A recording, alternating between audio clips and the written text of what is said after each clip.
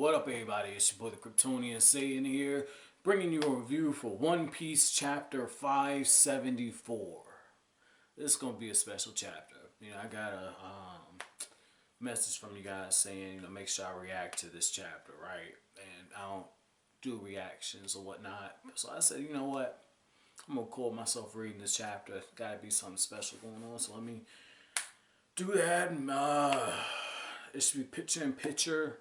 No audio, just picture in picture. I feel like facial expressions are probably, the best because it's the most sincere. You guys can see what I'm talking about. But the title of the chapter gave it away. Fuck it. We're going without the hat for this one. Fuck this. The title of the chapter gave it away, okay?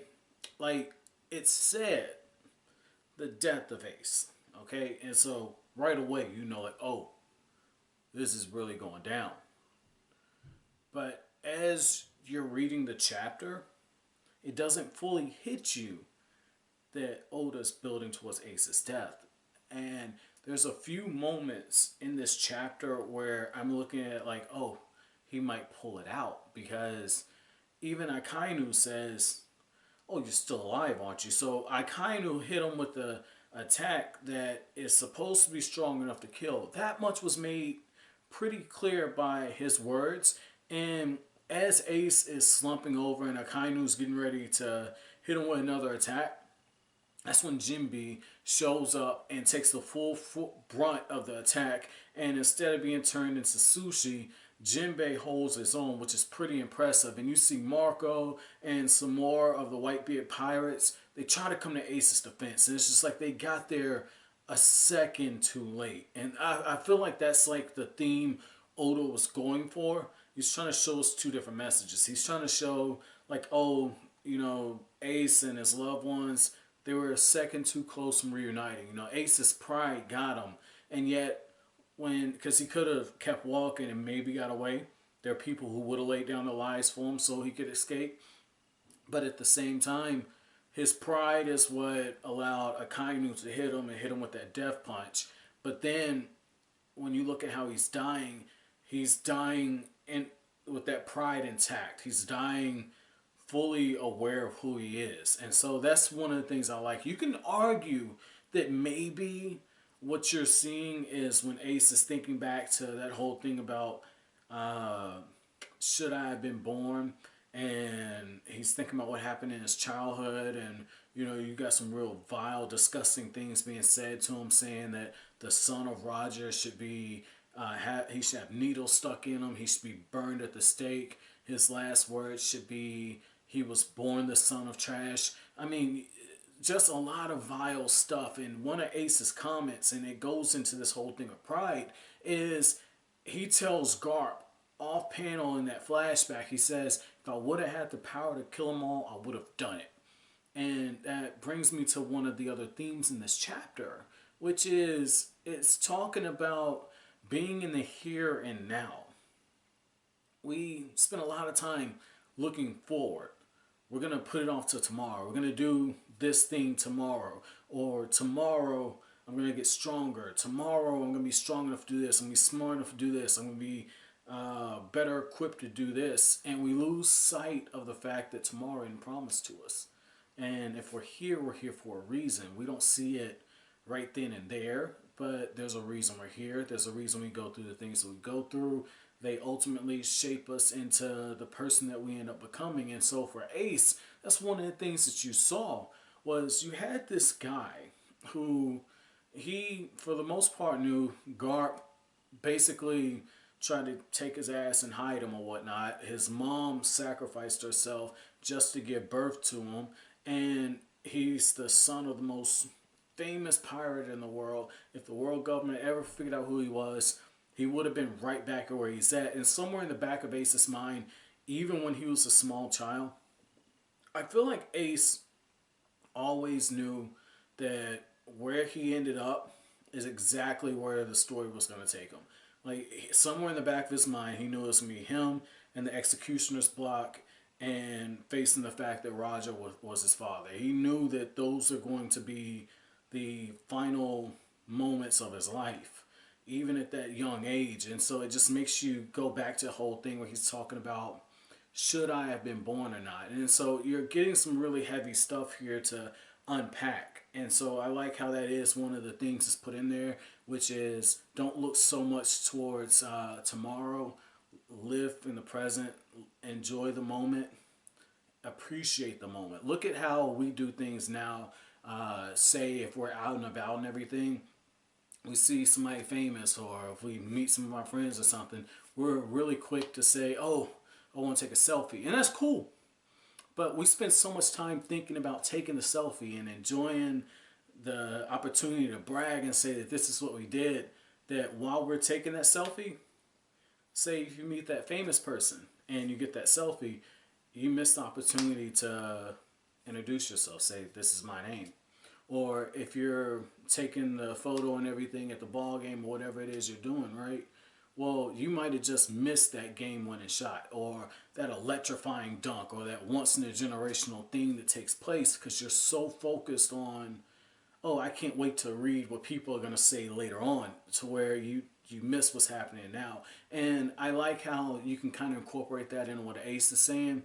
And Ace, as he's dying, Ace is right there in the moment. Nothing else matters.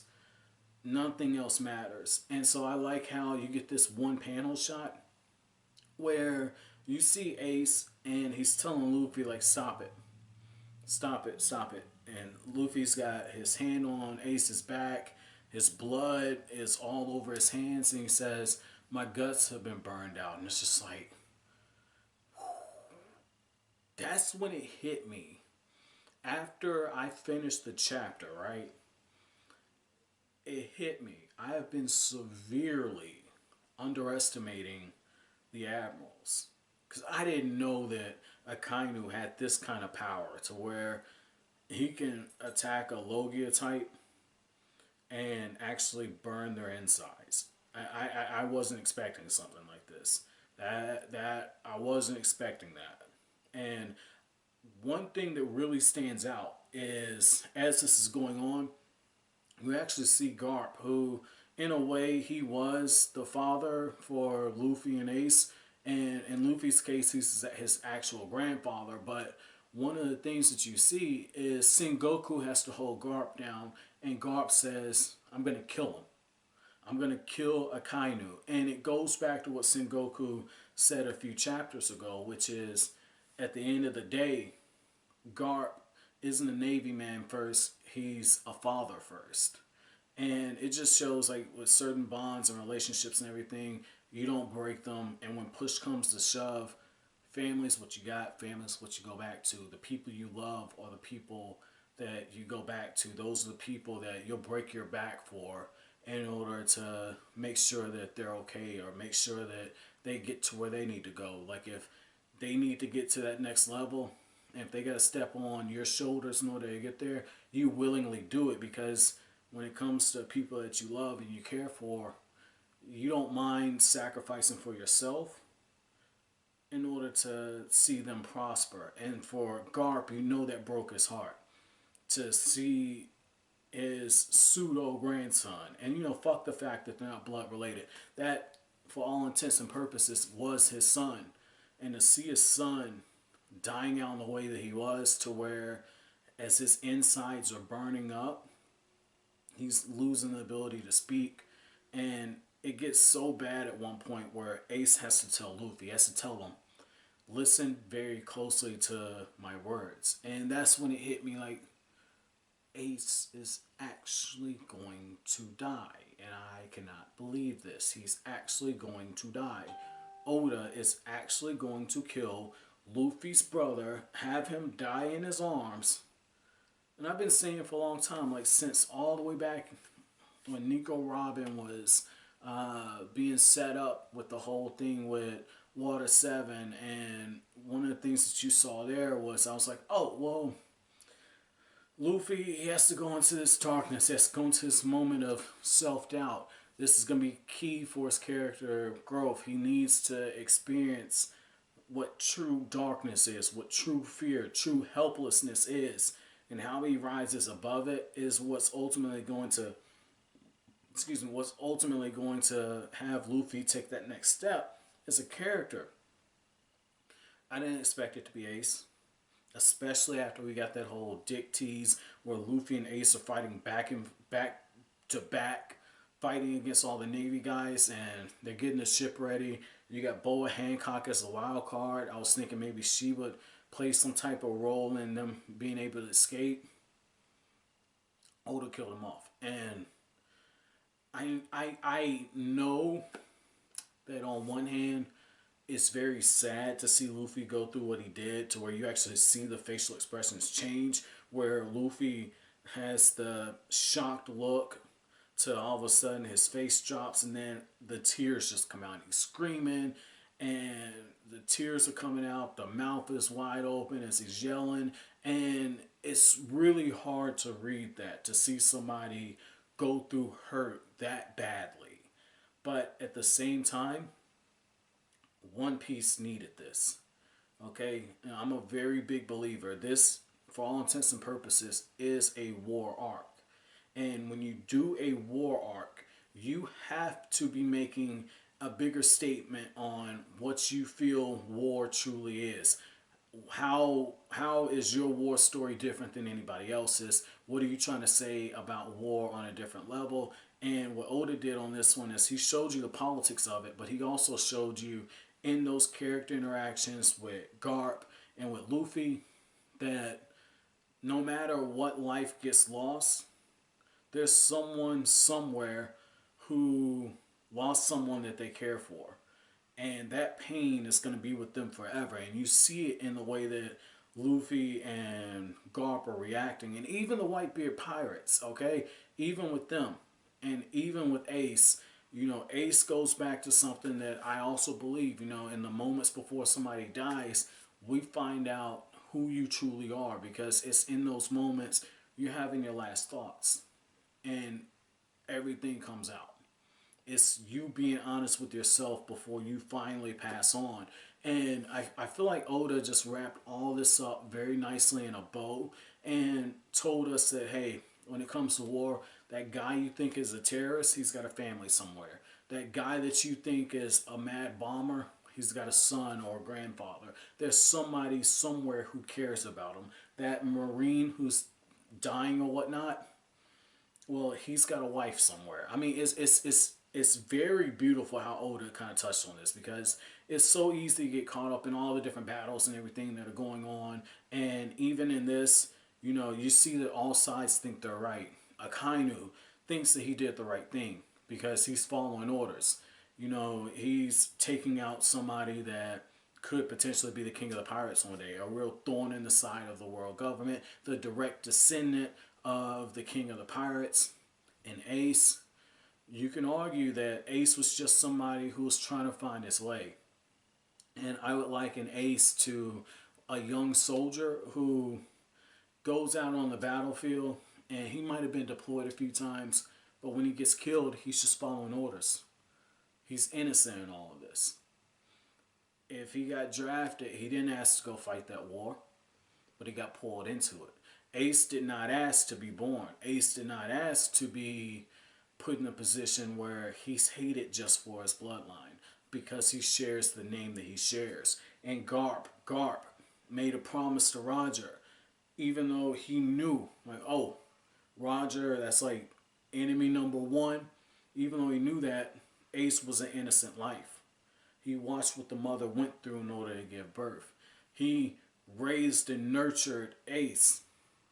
He has to balance between being a father and being loyal to his nation, being loyal to his job, to his cause. And so you see that conflict kind of coming through. You know, I mean, it's so many different ways to kind of look at this, and I really enjoy that. And the one issue I do have, and I might have missed this, because, you know, Oda is real good about mentioning stuff like hundreds of chapters ago, and all of a sudden it pops back up, and you might be asking, where did this happen? But what ends up happening is it's like, oh, this was here in volume 2 on this page and this panel. And that's why I try to look at little small things that Oda does, because I know it's going to pop up later. And Ace mentions somebody named Sabo, I'm not sure how to say the name, but he mentions this guy. And he refers to it as nostalgia. So I'm guessing this might be crazy. I'm guessing Roger or Dragon, there's another son out there, and that's how this is. Because I don't think this would be a childhood friend, simply for the fact that if Luffy had a childhood friend, he would have mentioned him when, and he might have, I might have missed it, but he might have mentioned him when the whole thing with Ace and all that was being brought up when we found out Luffy had a brother. So I mean, this is good. You know, if this did happen though, I have to kind of walk back my whole stuff about Luffy losing somebody close to him. The only difference is Luffy being older, that would kind of make things kind of register in the way that they did. And while the scene of Luffy calling for the medics and everything was very heartbreaking, one thing that just really, really stands out of all this emotional chaos is the fact that when Garp was being held down, he said, "I'll kill him." And you can argue, oh, Garp was just caught in his feelings. You know, he just watched his son take a mortal wound. That was going to be it. That was going to be everything. But again, you can't waste panels. You have 16 to 19 pages. So you can't have some random thing. And if this was just your run-of-the-mill shonen, I would just kind of say, whatever. But Oda takes what, you know, other writers that I enjoy, like your Kishimoto and your Kubo, he takes their whole penchant for foreshadowing stuff, and he takes it to another step. Like, Oda is different than Kubo and Kishimoto. Kishimoto will drop lines in panels and you say, oh, okay, this is going to come up. But it'll be a sequence of events. He's, you know, a little more detail oriented. You know, he shows every little small action and movement and fluid motion. You see the shuriken being pulled out, the flick of the wrist, and etc. So I mean, you see all that kind of spread out. You have like 8 to 9 panels on a page or whatnot. And then with Kubo is more likely to do what Oda just did here, which is in one of those panels, you might have an action in one little sentence that just kind of throws it out. But where Kubo failed, where Oda manages to take the ball and run with it, is that one line that's in that panel, Oda doesn't drop the subplot. And what I'm getting at on this is to have Garp, someone who is a legendary hero, who's part of that last generation, who has had some pretty impressive strength feats. The guy's throwing cannonballs and sinking ships. To have Garp say that he's going to kill one of the admirals, and as we can pretty much surmise, Garp doesn't have a devil fruit, and he just had this tragic event. I do think we could see a scenario where Garp, he's still going to be loyal to the Navy. That's going to be his thing, but Garp and Akainu, they might have a dust-up. And this is the other thing. I think we can ask a serious question now. Based on this line, and based on the fact that Garp is a hero and he's been put in that same generation as Roger, one has to wonder, was that all a blunder? Because Garp doesn't strike me as somebody who just says something randomly. You can tell, like, sometimes when Garp is goofing off, he's got that thing of Luffy. You know, he's saying, oh, that's my grandson, that's my boy. He's got that goofy nature to him. So you know that he's trolling. But on the flip side, when Garp is dead ass serious like how he is, it's the same thing with Luffy. When Luffy says, oh no, I'm going to run over there, I'm going to go kick his ass, I'm going to take her out of here, and then we're leaving, it's the same thing. It's the exact same thing. Like the way Garp was saying, I'll kill him, you better hold me down. It's the same thing as when Luffy said to Rob Lucci, I have to stop you or you'll kill my crew. That was the first time you ever heard Luffy acknowledge that somebody he was going up against could kill his crew. And the seriousness was there. And it's the same thing here. I definitely know I've been underestimating the Admirals, but I feel like Oda's been holding back some of Garp's strength as well. Overall, this is a heavy chapter, man. This is a heavy chapter. I'd be lying if I told you that reading this chapter didn't make me think about some of the people who I've lost. And I'd be lying if it didn't. And when Ace was saying thank you for loving me, and you know, when he said that, that just kind of hit, because that's really close to what my grandfather said to me before he passed away. You know, we had our talk and everything, and you know, we buried a lot of the issues we had, and one of the things he said was, you know, you and me, we're blood. We love each other no matter what happens. We're all we got. And it's very similar to that. And so when I read that, like, chest got kind of tight. I was looking at it. I was like, holy shit, yo. Like, this was good, man. This is a good chapter. This was a really good chapter. So my chapter question to you guys, this is a bit longer of a review because, you know, obviously